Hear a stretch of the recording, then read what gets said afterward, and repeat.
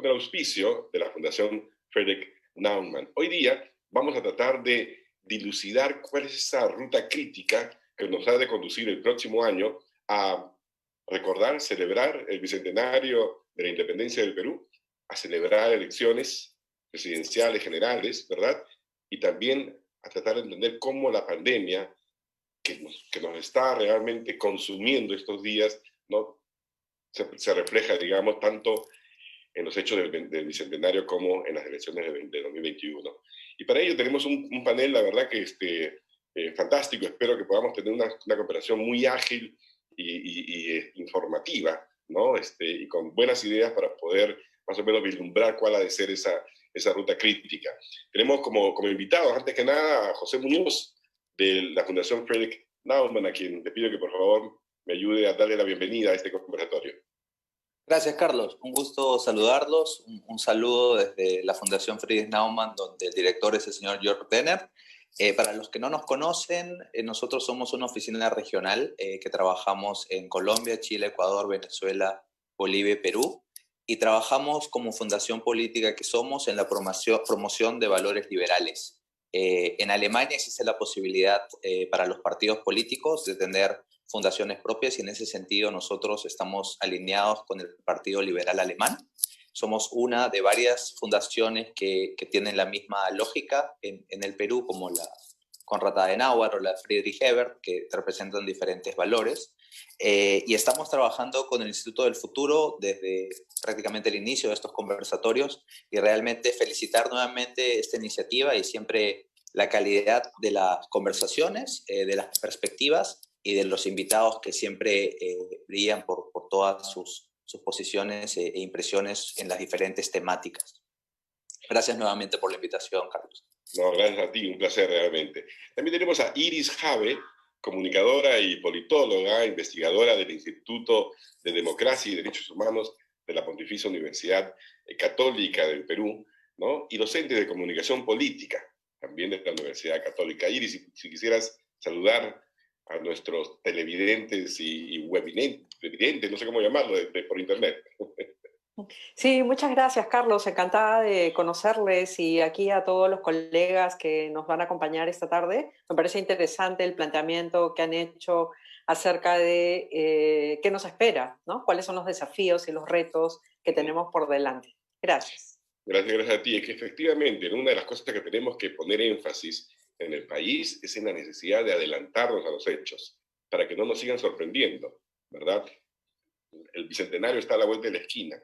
Países como, por ejemplo, Arabia Saudita, que también van a celebrar, fíjese, si más no me equivoco, como 100 años o 50 años de independencia, no recuerdo bien, pero lo están haciendo enviando pues una nave que va a ir hasta Marte. La lanzaron hace poquito y van a inaugurar el Museo del Futuro y cosas por el estilo. Nosotros cuando celebramos los 100 años de independencia, básicamente embellecimos la ciudad de Lima, ¿no? O sea, casi todas las cosas más lindas que tenemos desde el punto de vista de la arquitectura fueron producto del centenario, la celebración del centenario. Este bicentenario nos agarra, la verdad, sin ningún tipo de celebración. Evidentemente, la situación del COVID hace todavía más triste este evento. César Campos es un reconocido periodista, profesional, colegiado, también con formación en Derecho, ¿verdad? Articulista, columnista del Diario Expreso, conocido director y productor de programas en radio y en televisión. Así que César, un placer realmente tenerte aquí con nosotros en estos conversatorios del Instituto del Futuro. Carlos, muy feliz de esta convocatoria y evidentemente, como ha señalado Iris, se tratan de temas que nos desafían a mirar hacia el futuro. En mi caso, ya lo explicaré más adelante, partiremos quizás con alguna visión un poco entusiasta respecto a lo que nos encuentra. Tú lo has adelantado, no estamos en condiciones de celebrar, pero igual conmemoraciones como el bicentenario y la realización de elecciones que tampoco las vamos necesariamente a celebrar, son dos desafíos y dos objetivos que debemos cifrarnos para poder contribuir un poco a enriquecer el debate sobre las materias, ¿no? Genial, muchísimas gracias, César. Henry Rafael, no sé si ya se conectó con nosotros, está en camino, ¿está conectado, Henry? ¿Sí?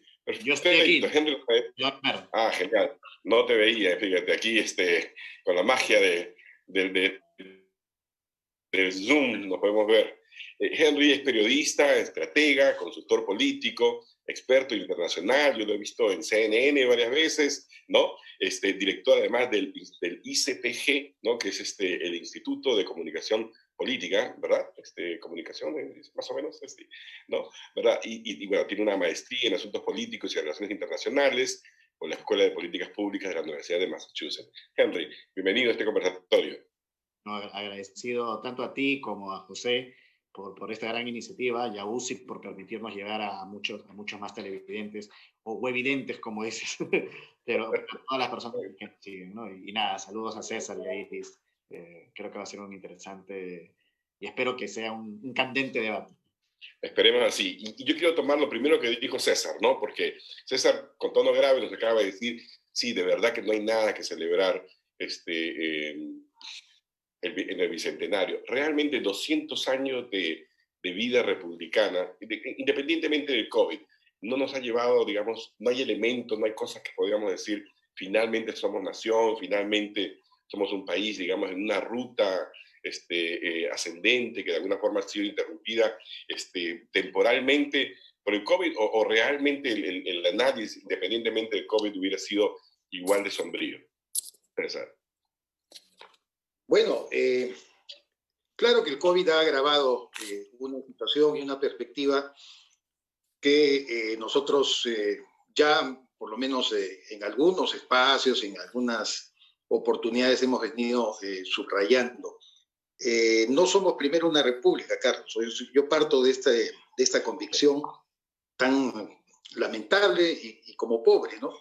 Te pongo solamente un ejemplo. El último domingo, Alberto Vergara, un distinguido politólogo, analista que escribe en el Diario del Comercio, tuvo, creo yo, la sapiencia y el buen gusto de decir columnista invitado y puso varias frases de Manuel González Prada, escritas en páginas libres o que están plasmadas en páginas libres, porque muchas de estas frases son discursos que, no, como bien se subraya, no pronunciaba. González Prada tenía una voz muy aguda, y en realidad cuando se habla de los discursos en el Politeama, no era que González Prada los pronunciara, pero sí los escribía.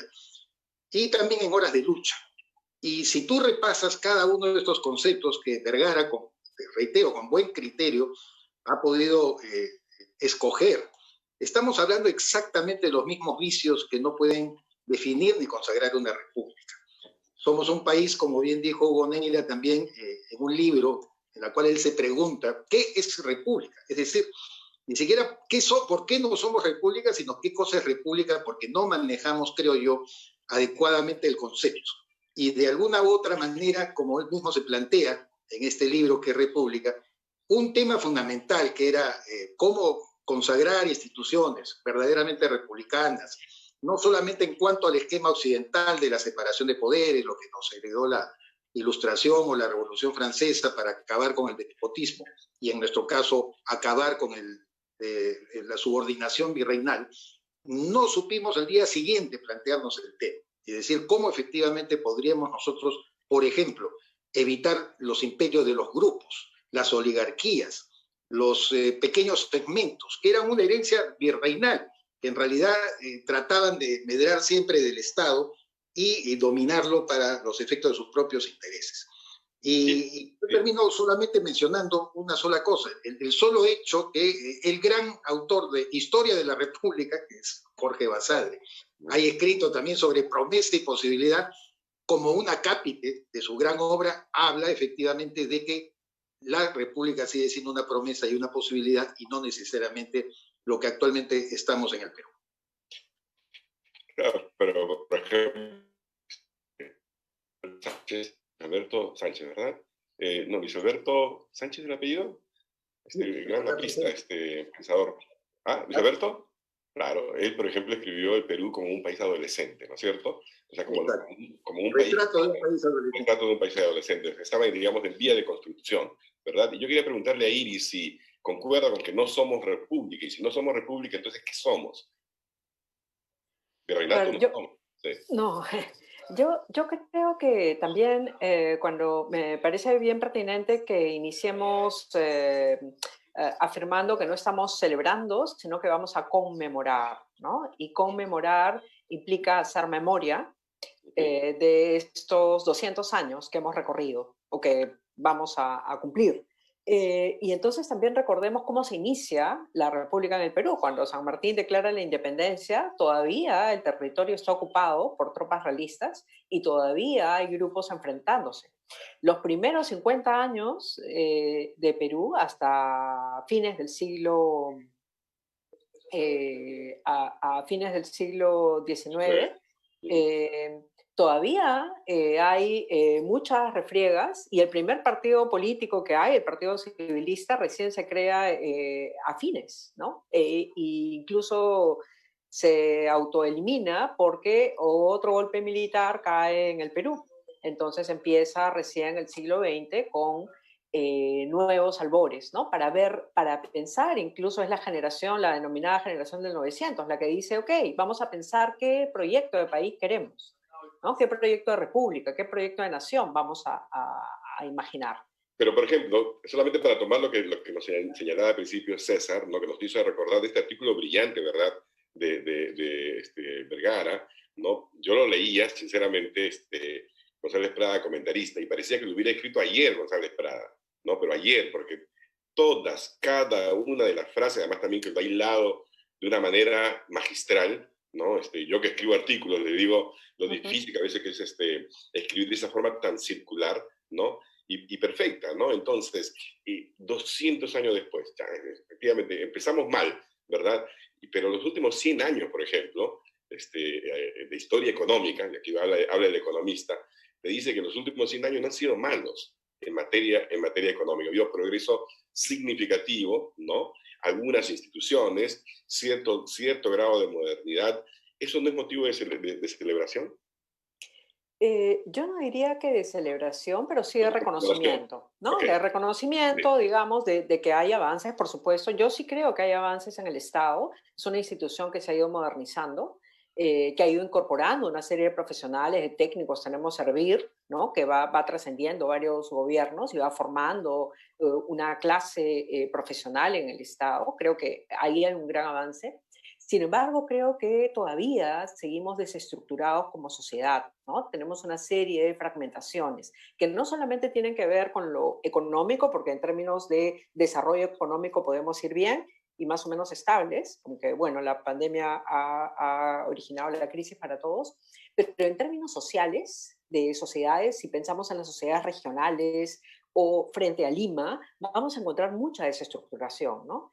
Entonces sí creo que ahí arrastramos una serie de dificultades sociales, culturales, que todavía no podemos revertir, ¿no? Y no se revierten solo para terminar la idea, que no se revierten solamente con decisiones gubernamentales, sino con políticas públicas a mediano y largo plazo, ¿no? Que creo que es ahí donde nos falta seguir trabajando.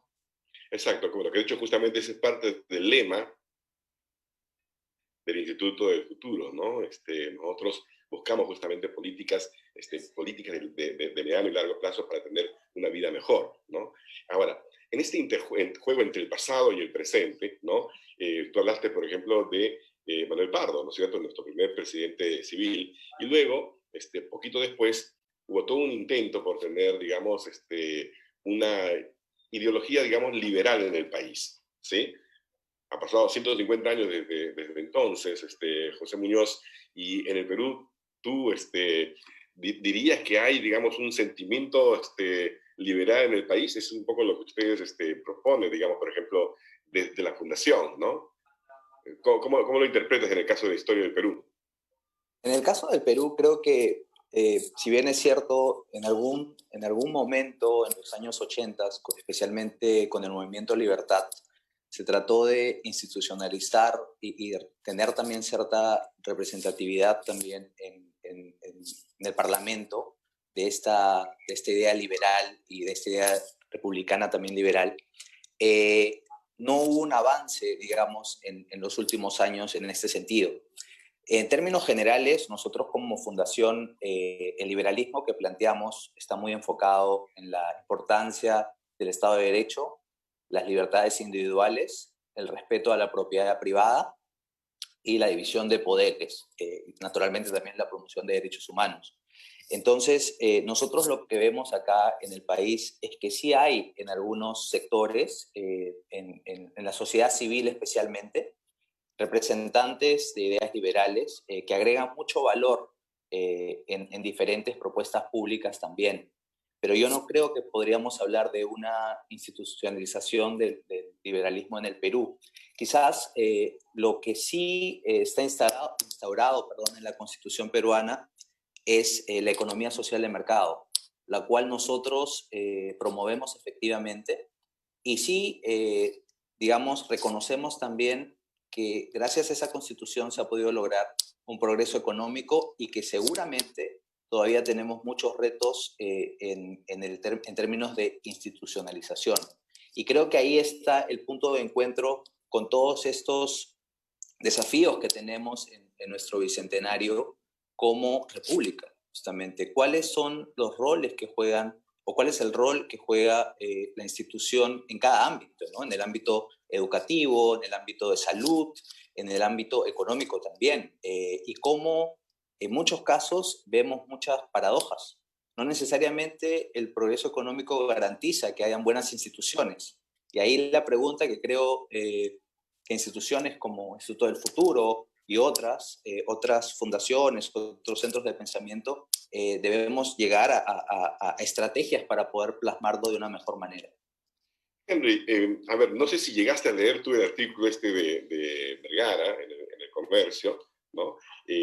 Pero, por ejemplo, básicamente son citas, digamos, de González Prada, ¿no?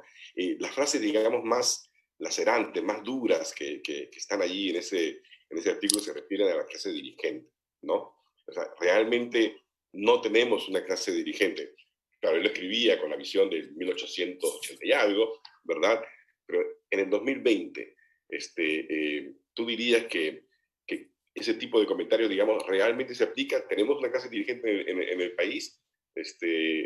La política en el Perú de hoy en día es reflejo de 200 años de madurez republicana o no. O seguimos siendo súper adolescentes.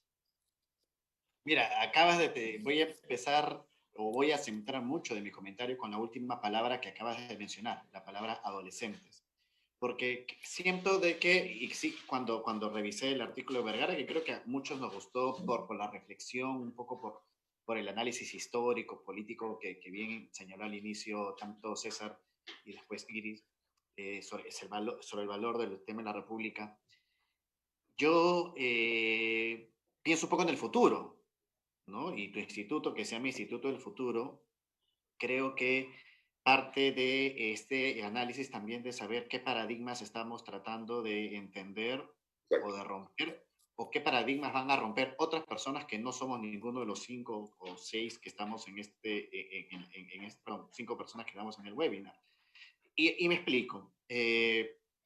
Hace un año tuve la suerte de estar en México justamente trabajando y analizando el Plan Nacional de Desarrollo y fue bien interesante cuando comenzamos a preguntarnos el futuro de México en los próximos 100 años.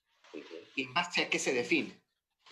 Y cuando escuchaba ahora a José respecto a los principios sobre los cuales tanto la Fundación como los principios, que creo que todos estamos de acuerdo con los principios básicos pues, de la economía social del mercado y, en fin, los principios básicos de un Estado en desarrollo.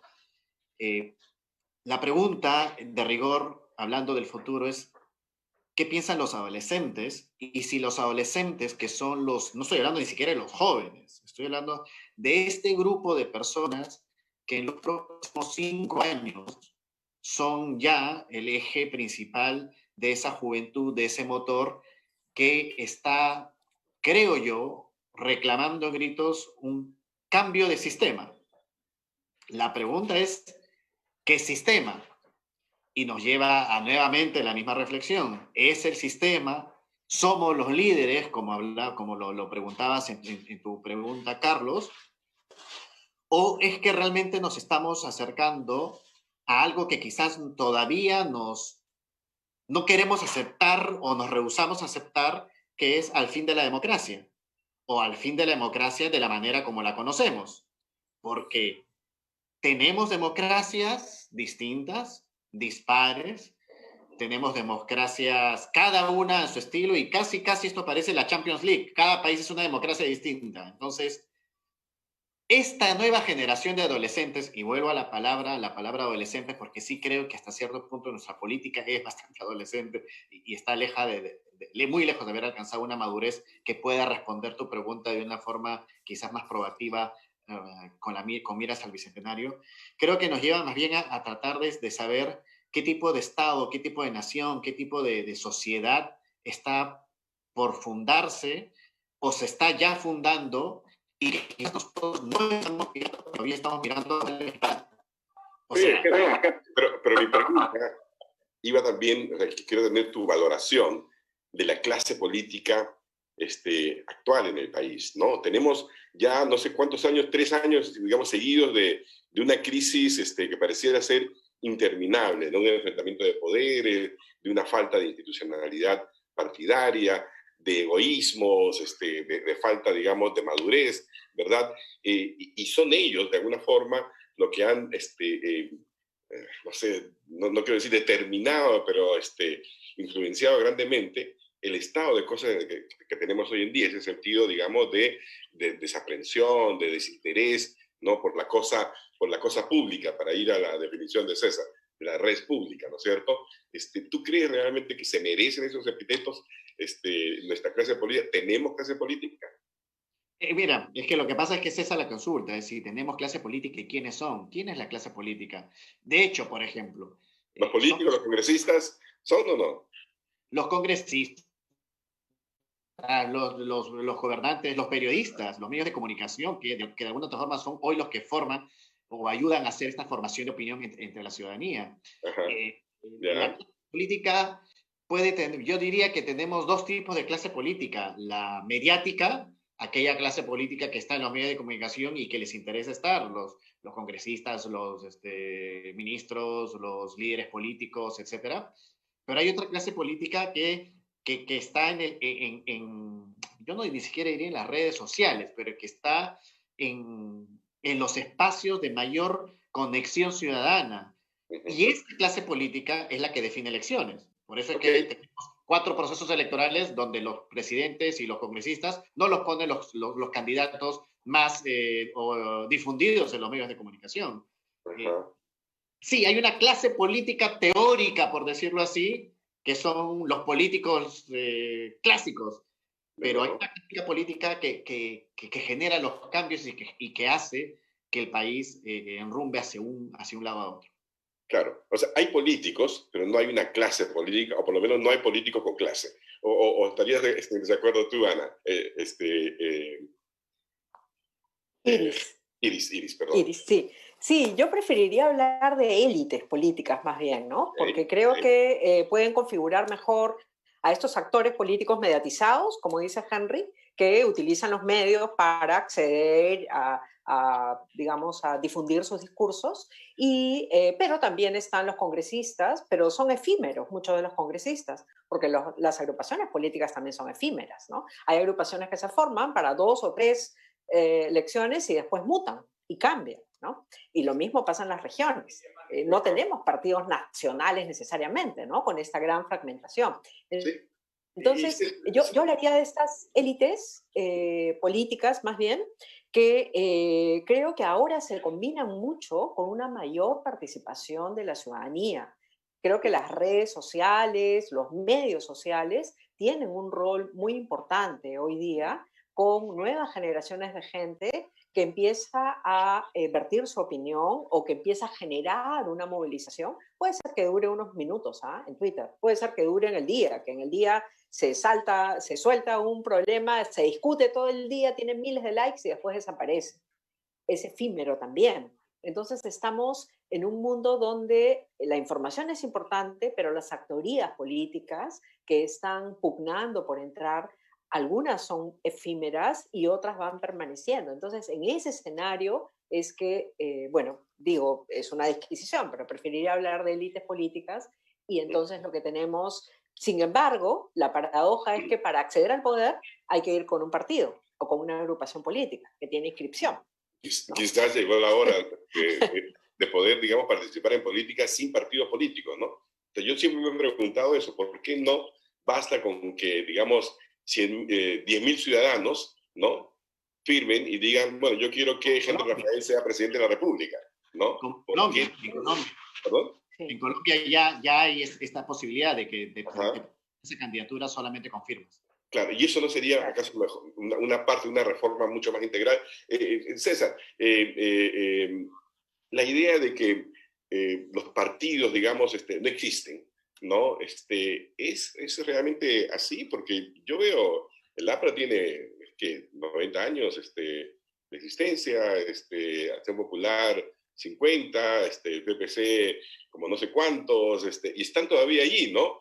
Medio marginales, medio muertos, no lo sé, pero el hecho es que estos partidos con historia todavía están ahí. ¿Tienen algún papel en este siglo XXI digitalizado, con una ciudadanía, digamos, ansiosa de participar de maneras distintas? Yo creo que representan una etapa ya diferente y agotada de los ciclos políticos. Y esto tiene que ver con lo que anteriormente tanto Henry, tú, Carlos e Iris han estado comentando, porque en realidad yo soy de los que parto más bien de la premisa que no tenemos élites políticas. Iris ha hablado de las élites en cuanto probablemente la jerarquía que tengan dentro de una estructura política, pero yo me temo que el término no deberíamos trajinarlo tanto, porque para mí élite política es aquella que puede ejercer un liderazgo y empodera a la población, es decir, la guía. Yo en Estados Unidos hablaría de élite política, George Washington, de Thomas Jefferson, de John Quincy Adams, de Benjamin Franklin, o en el Perú, sin ir muy lejos, porque tuvimos realmente una élite política que fundó, entre comillas, la República, con Hipólito Unanue, de José Faustino Sánchez Carrión, Francisco Javier de Luna Pizarro. Esa era una élite. ¿Por qué? Porque querían conducir al Perú hacia una noción de república. Y en ese momento había liderazgo. Hoy por hoy no. En un país desestructurado, como lo han dicho cada uno de ustedes, un país básicamente informal, lo que hace el actor político, más bien el protagonista político, es subordinarse a donde corre el viento. Ya no empodera más bien hacia un objetivo de nación, de país, de cultura, de visión, de perspectiva social. Repito, no conducen al país hacia esos objetivos. Entonces, yo creo que esa es la grave situación que están pasando los partidos, que como bien decía Maurice Duverger, tenían por lo menos una estructura para el siglo XX o desde el siglo XIX muy bien definida. Eras un partido de cuadros o eras un partido de masas. En este caso ya los partidos de masas no constituyen ninguna fuerza ni alternativa, porque la gente, además en la era de la digitalización, no suele poder identificarse en un partido político como se pedía antes, ¿no? Tú tenías que ser militante, aprenderte la doctrina, en el caso del APRA, los cánticos, toda la jaculatoria que ha tenido siempre y que le ha permitido ser un partido obviamente muy sólido durante más de 80 años, pero que ya no lo es, porque ya su estructura no responde, como tú bien dices, a los nuevos desafíos e incluso los avances tecnológicos. En la forma como tú describías un poco a los políticos, digamos, de hoy y de antaño, ¿no? Yo te escuchaba y pensaba, por ejemplo, en un personaje como el presidente de la República, ¿no? Que tiene un niveles de popularidad estratosféricos, digamos, para lo que ha sido la historia reciente del Perú, ¿no es cierto? Pero que no necesariamente cumple esa función, digamos, de liderazgo, de decirle a la población, este no es el camino. Yo sé que ustedes todos dicen lo mismo, todos piensan que ese es el camino, pero no, el camino es este otro, un poco más duro, etcétera. Parecía que estuviera más sintonizado con lo que la gente quiere escuchar, ¿no? Entonces, mi pregunta va a alguien como Henry, que está, digamos, en el trabajo, digamos, de asesorar a políticos para que ganen elecciones, etcétera. ¿Crees tú que esa es la forma en la que se deben comportar las élites o como queramos llamar a los actores, digamos, principales, digamos, de la política nacional? Basta con tener el oído pegado a que la gente quiere y repetirlo, ¿no? Para que se sientan bien. Esa es la forma, digamos, de generar liderazgo político y cambio político en el país. Una de las premisas que siempre he repetido cuando me han hecho consultas sobre la gestión de los gobiernos es que cuán importante es la comunicación, ¿no? Y la comunicación política, cuando tú señalas de un gobernante que repite un discurso y maneja un hilo conductor de discursos que le permita mantener una popularidad, pero que en efecto no parece ser el gobierno con la mejor, o que no va a pasar la historia como la mejor recordación en gestión de gobierno, justamente. Y cuando hablo de esto, me refiero a que no hay comunicación si no hay gestión. Y porque lo primero es básicamente un discurso, una forma de ganar popularidad. Y yo creo que cuando hablábamos de la crisis política, está orientado a eso, que la mayor cantidad de líderes políticos buscan popularidad, buscan ganar elecciones, pero no buscan prepararse para gobernar.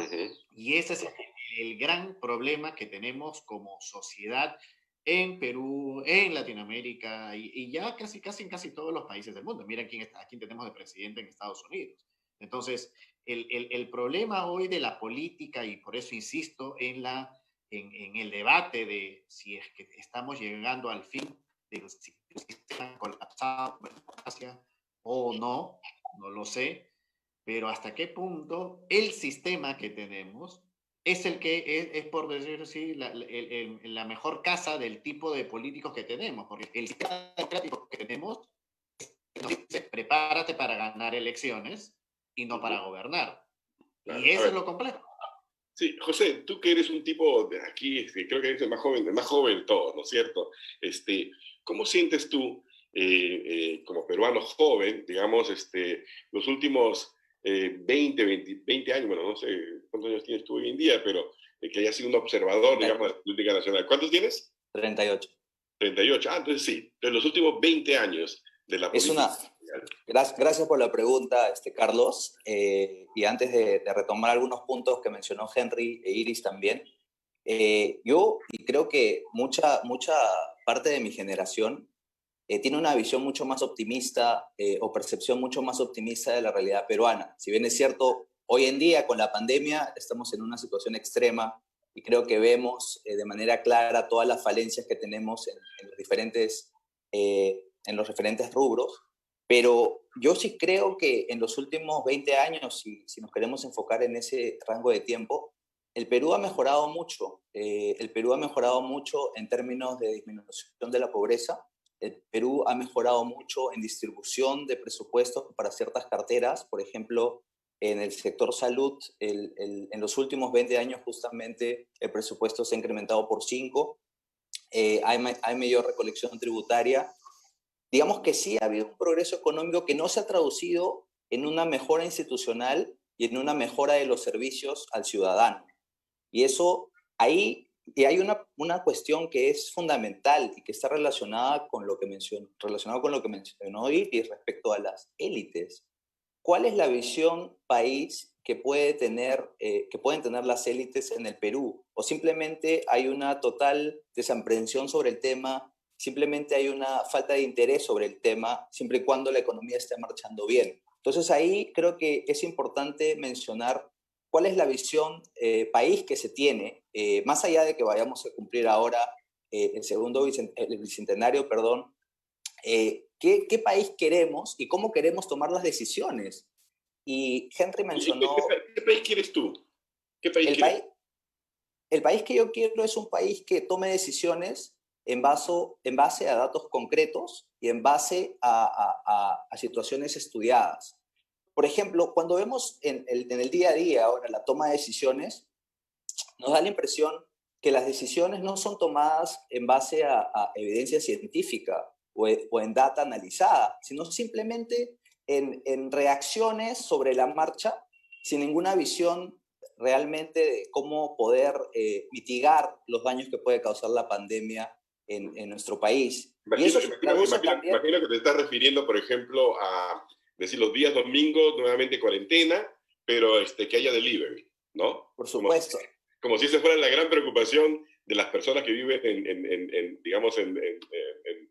Lima, ¿no? Más allá de San Isidro, Miraflores, San Borja, qué sé yo, ¿no? Hay una serie de paradojas en cuanto a ello, pero también quería hacer referencia a un punto que mencionó Henry sobre la comunicación y la gestión. Yo creo que no puede haber gestión alguna si no hay ejecución. ¿Y cuál es la ejecución que vemos, por ejemplo, en sectores como el salud, en una situación pandémica? ¿Cuál es la situación que vemos de ejecución de presupuesto, inversión pública?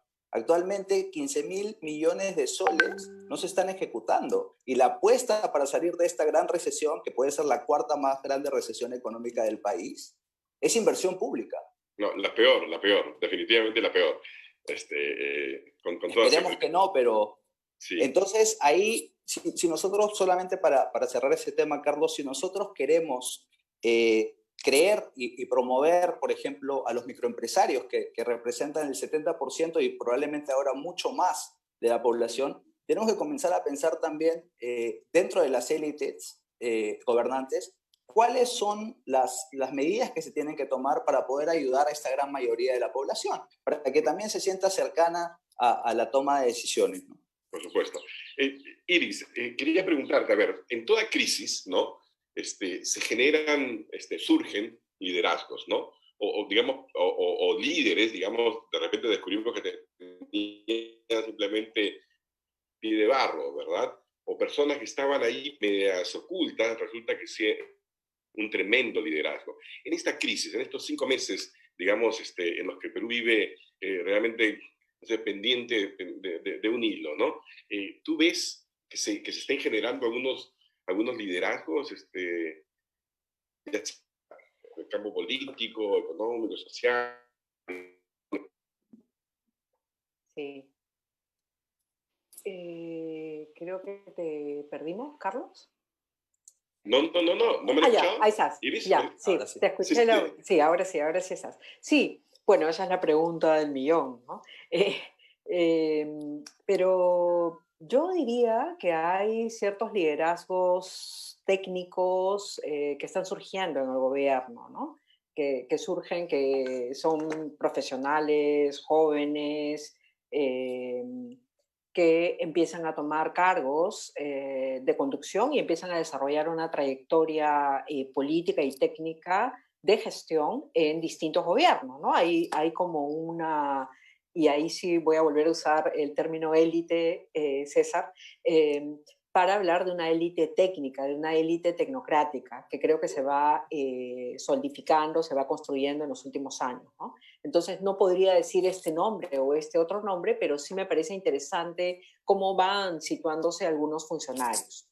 Lo otro que quería señalar sobre esto que decíamos antes, de la desafección política que hay entre los líderes y sus seguidores, creo que también pasa porque las organizaciones políticas, como ya hemos dicho, no ofrecen estas motivaciones o estos incentivos para que la gente pueda participar, ¿no? Sin embargo, creo que hay un problema de representación. ¿Quién representa al ciudadano? ¿Quién representa las demandas, las necesidades de la ciudadanía? Tú decías antes que el presidente Vizcarra, te referías, ¿no? Tiene estos niveles de aprobación porque da algunas directrices y la gente dice, ah, sí, mira, qué bien, ¿no? Es de sentido común. No tiene partido, no tiene bancada en el Congreso, ¿no? Es un actor político, ¿no? No compone una élite, pero es un actor político que está ahí y que va recogiendo esas necesidades y esas demandas. Creo que ese es el tipo de liderazgo que hay que tener ahora. Que recoja, que escuche a la ciudadanía, que la escuche a través de las redes sociales, que la escuche en pero Iris, ahí solamente escuchar, o sea, la verdad es que evidentemente las masas tienen cierta sabiduría, ¿verdad? Pero también a veces las masas, digamos, quieren algo que sencillamente no es bueno para ellos.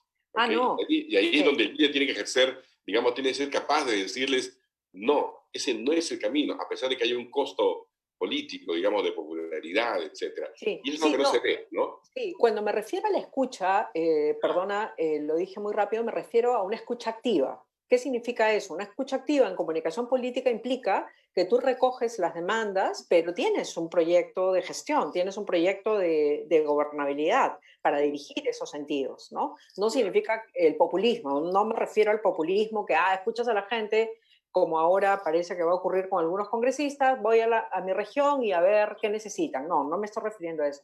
Me refiero a ser más sensible a estas demandas que vienen desde las regiones, a estas necesidades. Tenemos el crecimiento. O a no decir, por ejemplo, bueno, tus aportes a la ONP no existen.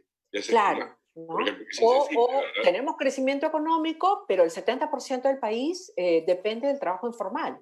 ¿No? Entonces, ¿cómo explicas esa situación? ¿No?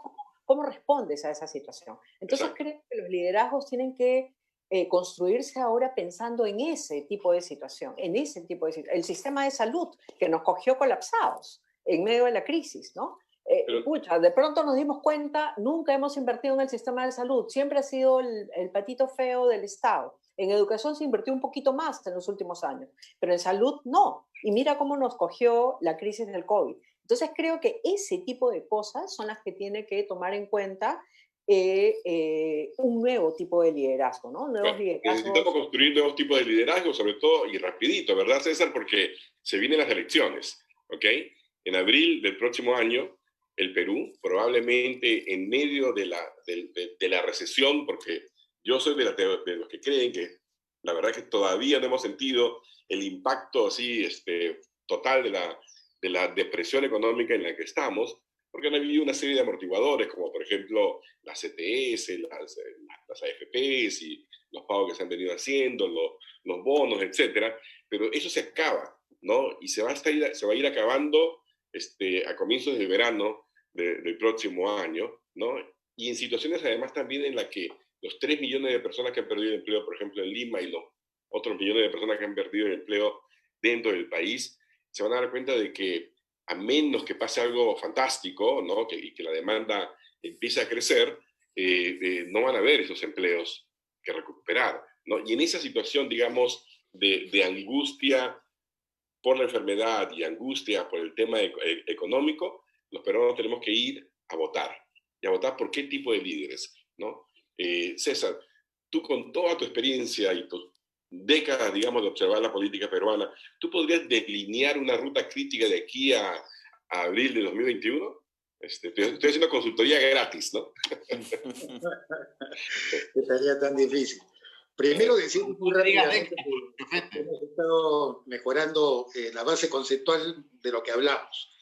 Se empezó hablando de las élites, tema que yo recuso desde el punto de vista político, porque para mí alguien de una élite es aquel, como que te digo, empodera más bien al pueblo, a las masas, ejerce, después te he hablado de liderazgo, un liderazgo real, porque es la masa la que lo sigue al líder, y no al revés como hace el señor Vizcarra ahora, cada mañana cuando se levanta, ve dónde sopla el viento y a decir las palabras que le gusta escuchar a la gente. Ese es mi concepto, formado sobre el presidente de la República improvisado que tenemos en la actualidad y que le va muy bien, y para eso lo han estudiado tanto Carlos Meléndez como lo han estudiado José Carlos Requena. En Anatomía de una disolución se dice una cosa bien interesante. El señor Vizcarra, por ejemplo, no le gusta acumular poder, pero no le gusta compartir el poder. Ya lo había hecho en Moquegua, se había deshecho de la oposición.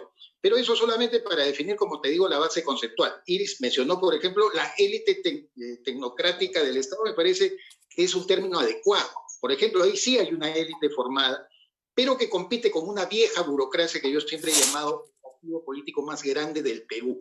Porque si hay algo que te puede determinar la vida del país, es esa vieja burocracia que no quiere automatización, que calienta un asiento, que se las arregla en base al movimiento sindical de permanecer donde está. Y yo lo he vivido en carne propia en distintas entidades del Estado que me he permitido analizar el tema. No porque a mí me haya gustado estar en el Estado, felizmente siempre he estado de paso. De tal manera que, yendo a tu pregunta, Carlos, y mirando el escenario, yo también soy pesimista frente a lo que viene en cuanto al tema electoral, porque no son líderes los que vamos a escoger. Ya sabemos que en los últimos 20 años, desde la caída de Fujimori, los presidentes que salieron elegidos fue gracias al voto en contra de, no a favor de. Eso lo sabemos claramente. En segundo lugar, tenemos 24 partidos políticos registrados en la OROP, en la Oficina de Registros de Organizaciones Políticas del Jurado Nacional de Elecciones. Se discute en la actualidad en el Congreso que puedan aumentar los partidos. Como decía Henry, con 10.000 firmas, todo de repente entran a tallar 4 partidos más. ¿Por qué está atomizado el Congreso? Alguien puede, ahí me inscribo yo, por si acaso, ¿eh? Si son 10.000, alguien me puede, inscribo. pero alguien puede gobernar, querido Carlos, con 9 bancadas representadas. Eso es realmente democracia. No más bien concentrar en pocas alternativas la oferta electoral, sino más bien distraerla y entrar en una base de cubileteos y negociaciones nefastas como la que hemos visto en los últimos tiempos, porque eso es el reflejo de la realidad del sistema electoral. No es mala voluntad del elector, no es probablemente mala voluntad ni de quienes quieran participar en política. El sistema está mal diseñado, de tal manera que para mí, para concluir, del año 2021 al 2026, pobrecito quien sea presidente de la República y pobre de aquel que vaya a trabajar en el Congreso de la República. Henry, ¿tú estás de acuerdo con César? ¿Realmente es tan así dramático? No existen ahí candidatos guapos, inteligentes, de centro, que están ahí todos señalando a mí, yo. ¿Ah? Guapos y guapas inteligentes, bueno, ya llega el panel, pero yo no creo que se trate de una elección de guapos inteligentes. Sí creo y concuerdo con César que lamentablemente el genio de Martín Vizcarra es un genio que no solamente le pone un reto gigantesco al presidente del 21-26, lo pone en un riesgo, y pone un riesgo al país gigantesco, porque los años perdidos con PPK, a quien estamos olvidando que es parte responsable de Martín Vizcarra, y los años de Martín Vizcarra con como lo mencionó José, con un gobierno, con una ejecución bastante limitada en los sectores más importantes de la gestión pública, lo que nos ha llevado es a justamente, no solamente, digamos, un gobierno PPK Vizcarra sin COVID tenía resultados igual de desastrosos que con COVID. Solamente que el COVID nos ha llevado a un abismo aún mayor. Pero antes del COVID, el gobierno PPK Vizcarra era uno de los gobiernos con peor ejecución de los últimos años. Entonces, sí creo que el próximo quinquenio sí es un poco apocalíptico, y no solamente por el presidente, que sea presidente, yo diría por el país. Yo creo que lamentablemente somos una sociedad que todavía va a votar por el estado de ánimo, creo que todavía va a votar eh, por una campaña bien llevada, no más allá que por una propuesta mejor llevada, y eso va a seguir teniendo repercusiones en la vida política, económica y social del Perú, con lo cual, y no sé si volvemos al mismo, porque Iris habla de una crisis en la élite tecnócrata, César nos habla de una crisis en la política sin que haya élite, José nos habla de una crisis en la gestión pública, tú nos has hablado que hay una crisis de los políticos, y en el fondo lo que está en crisis en el Perú y en el mundo es el sistema. Insisto, el que creo que literalmente el sistema democrático, si es que no está llegando a su fin, se está transformando y va a tener que ser transformado de una forma distinta, porque lo que decía Iris, la representatividad, o sea, ¿qué va a cambiar si dijimos de que el anterior Congreso era una desgracia y mira lo que tenemos ahora? O sea, ¿va a cambiar algo en el 2021-26? O sea, ¿se nos va a iluminar la mente y vamos a elegir mejor? No. Si a eso le sumamos más que somos un país absolutamente fuera del futuro respecto a la tecnología y a la perspectiva del desarrollo de las naciones, lo que le espera al Perú en el futuro es muy preocupante. Claro, a menos que efectivamente quienes están considerando participar en esas elecciones empiecen a hacer su tarea desde ya, con una mirada justamente de futuro. Yo personalmente creo que esta coyuntura, digamos, de COVID, que de alguna forma nos ha ayudado a desnudarnos, ¿no? Y vernos realmente en ese espejo distorsionado que teníamos, donde creíamos que había mucho crecimiento y que eso significaba desarrollo, y que hemos descubierto que no era así, porque caramba, hablar de un país de clase media con 70% de informalidad era un chiste, ¿verdad? O hablar de un país que está al borde finalmente del desarrollo, con el estado calamitoso de infraestructura educativa y de salud que tenemos, también era era un mal chiste, ¿verdad? Creo que esta coyuntura también constituye una oportunidad, digamos, para un cambio también en lo que tú acabas de decir. No sé si este es el fin de la democracia, pero queda claro que los límites de esa democracia representativa, mal estructurada, ya estamos allí, ¿verdad? Y que necesitamos repensar todo eso. En ese sentido, la reforma política que se ha planteado y que se sigue discutiendo, ¿tendrá algún impacto sobre el resultado de las elecciones del 2021? José, ¿tú qué piensas?